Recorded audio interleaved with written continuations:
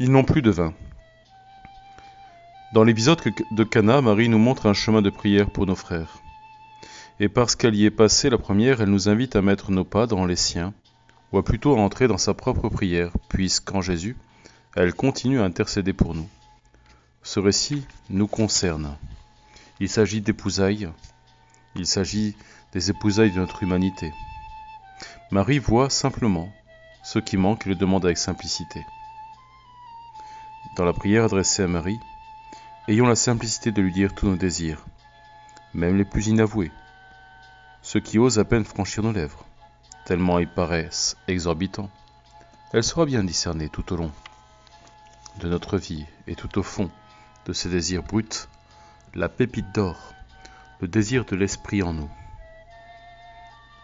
Regarde, vois, écoute, discerne ma plainte, que mon prix parvienne jusqu'à tes oreilles. Ce qui pousse Marie à exposer aussi simplement nos besoins à son Fils, c'est la foi excessive qu'elle a en lui. Elle connaît les possibilités divines de Jésus. Dieu l'a si bien rempli de la lumière et de la puissance de son esprit qu'elle ne saurait ignorer que rien n'est impossible à Dieu. À Cana, elle prouve sa parfaite disponibilité dans une foi absolue. Elle n'a aucun doute, n'exige aucune preuve avant d'accorder sa totale confiance. Et elle invite les hommes à écouter le Jésus. Faites tout ce qu'il vous dira. Et des 600 litres d'eau qui servait aux purifications, le Seigneur en fait une joie nouvelle, une abondance, une surabondance. Dans le désir ancien de purification extérieure, nous découvrons la nouvelle purification qui est l'union de Dieu et de l'humanité, les noces nouvelles. Jésus va initier sa mère au mystère de l'heure. Mon heure n'est pas encore venue. Femme, que me veux-tu ? Le texte grec dit « Femme, quoi toi, moi ?» qui pourrait être traduit « Femme, en quoi cela nous regarde-t-il »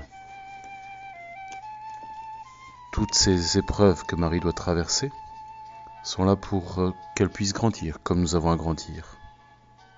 Femme, en quoi cela nous regarde-t-il ? Cette question est là pour guérir. Une autre question que les hommes s'étaient posée. Suis-je le gardien de mon frère ?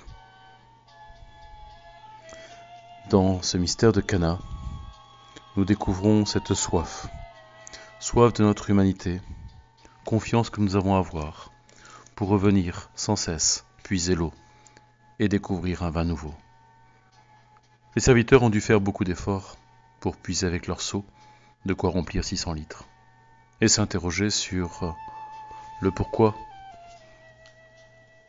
et la possibilité que s'accomplisse le miracle.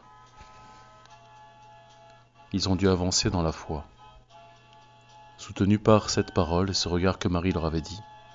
Faites tout ce qu'il vous dira.